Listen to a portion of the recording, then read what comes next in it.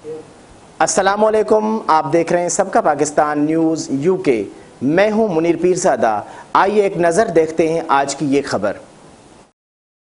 नाज़रीन, मारूफ बिजनेसमैन खालिद चौधरी ने Pakistan नजात Zimbabwean cricket team के नौजवान ऑलराउंडर सिकंदर रजा बट की सियालकोट आमद पर मकामी हाल में पुरतकल्लुफ़ इशाइया का एहतमाम किया। बरतानिया और यूरोप के सनतकार चौधरी लतीफ़ हाफिज मोहम्मद सईद चौधरी केसर वाहिला, बिजनेसमैन चौधरी मोहम्मद आसिफ चौधरी, अजहर हुसैन, बिजनेसमैन यासीन बट, तबरेज़ बट चौधरी, मोहसन तारिक, जमील बट, सईद साद केसर और माहिर बट ने वालिहाना इस्तकबाल किया और फूलों के गुलदस्ते पेश किए।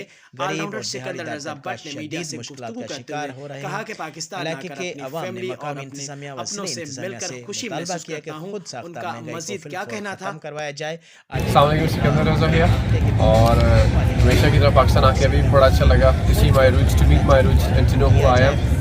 तो काफ़ी अच्छा लगता है अपनों से मिलकर और काफ़ी अच्छा लगता है वापस आके भी।